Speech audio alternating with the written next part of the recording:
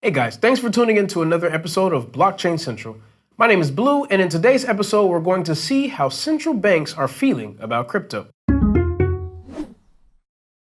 As usual, please note that the content does neither represent financial, legal, or tax advice, nor is it supposed to be understood or interpreted as solicitation to buy or sell any securities, coins, or tokens. Ever since the emergence of Bitcoin and other cryptocurrencies, the future of money and the financial system as we know it today has been a hot topic for debate. While venture capitalists and financial institutions invest heavily in the DLT space, the question remains whether it's a good idea for sovereign states and central banks to do so as well.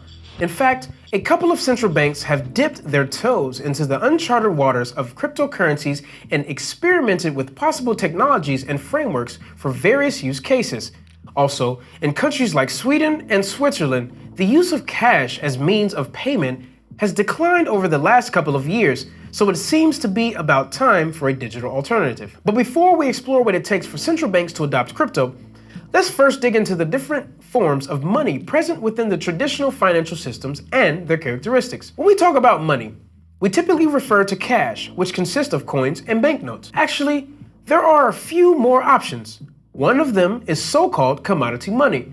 Like cash, it is linked to a physical object that are used for payment, such as gold. The difference is that commodity money is not issued and controlled by the central banks, just like the good old cash, but it still can be used for payments by parties that accept it. Apart from physical objects that represent money, from an economic point of view, the money supply also includes forms of bank money, which consist of electronic account records. These are essentially just the balances held in checkings, savings, and other types of bank accounts that exist only virtually without any physical shape. Think of mobile money, bank deposits, or settlement accounts, for instance.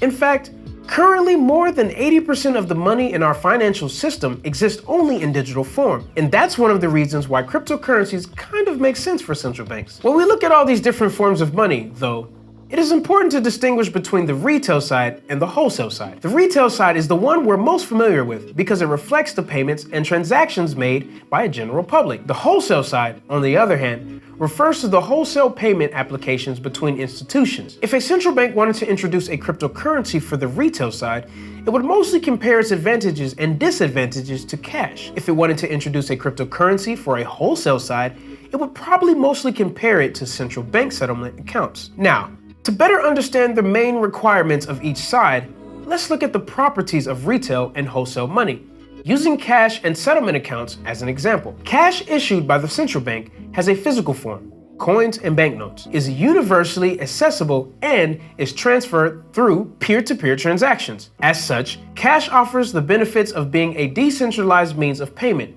universally accepted, as well as anonymous and without any settlement risk. The last point just means that once I receive cash from someone, the transaction is settled without any delay, unlike a bank transfer. These aspects would have to be met or improved if a central bank were to issue a consumer-facing retail cryptocurrency. On the wholesale side, things look a little different. The settlement accounts are issued or administered by the central bank, exist only as electronic ledgers, are accessible only to dedicated financial institutions, and are transferred through a central operator who can also see all the transactions in detail. So in contrast to the retail side, anonymity and universal availability do not play a significant part in wholesale transactions. Here, the introduction of blockchain-based central bank cryptocurrencies would have to offer benefits in terms of improved efficiency and reduced settlement cost when compared to the current infrastructure. Now we can actually see that introducing a central bank hosted cryptocurrency is not necessarily a straightforward decision, even though it might seem obvious at first.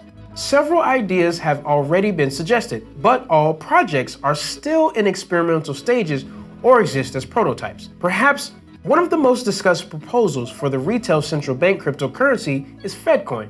The idea is for the US Federal Reserve to create a cryptocurrency that is similar to Bitcoin, but unlike Bitcoin, only the Federal Reserve would be able to create FedCoins, and there would be one-to-one convertibility into cash and reserves. Like cash, FedCoin would be decentralized in transactions and centralized in supply. In a similar project, the Swedish Riksbank has pondered introducing the e-krona as a retail central bank cryptocurrency. The advantage of central bank cryptocurrencies, or CBCCs, similar to FedCoin, for retail would be the elimination of the elevated price volatility that we currently observe in the crypto space. Moreover, Bitcoin has the potential to relieve the zero lower bound constraint, an issue that limits the ability of central bank to stimulate economic growth. So far, so good.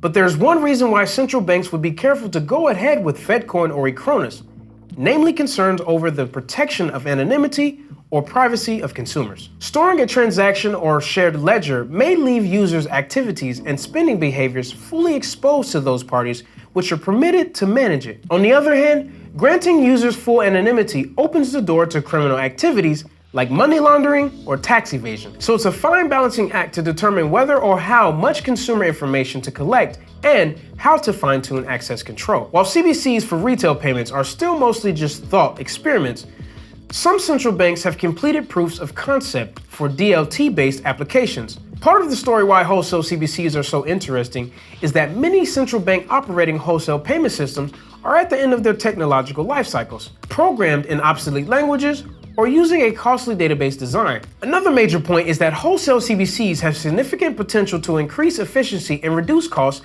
of clearing and settlement of securities. Therefore, processes that currently take days to settle could be done almost immediately at a fraction of the cost. However, the main challenges for introducing CBCs for wholesale are how to transfer central bank money to the distributed ledger and lack of understanding what impact and side effects this could have on commercial bank balance sheets, credit, liquidity, and other economic variables. Let's recap the main points. First, you have to distinguish between the retail side and the wholesale side. Retail CBCs could essentially function as an electronic or convenient substitute for cash, with basically all its main properties. However, the question of users' anonymity and balancing between privacy protection and fighting crime is one of the needs to be addressed. Wholesale CBCs would make a lot of sense because they have the potential to significantly improve the speed and efficiency of transactions handling of current settlement systems used by central banks. The problem is just that it is not yet entirely clear on how to transfer central bank money to a distributed ledger and what other economic effects the introduce of retail and wholesale CBCs would have on the financial system. So we'll probably still have to wait a little bit longer before we see the introduction of central bank cryptocurrencies, at least as an everyday substitute for cash that we can use. That's it for this episode of Blockchain Central. Let me know in the comments if you think central banks will ever adopt crypto, and as always, make sure to hit the like button if you like this video, and don't forget to subscribe to Blockchain Central to never miss a beat. Happy investing.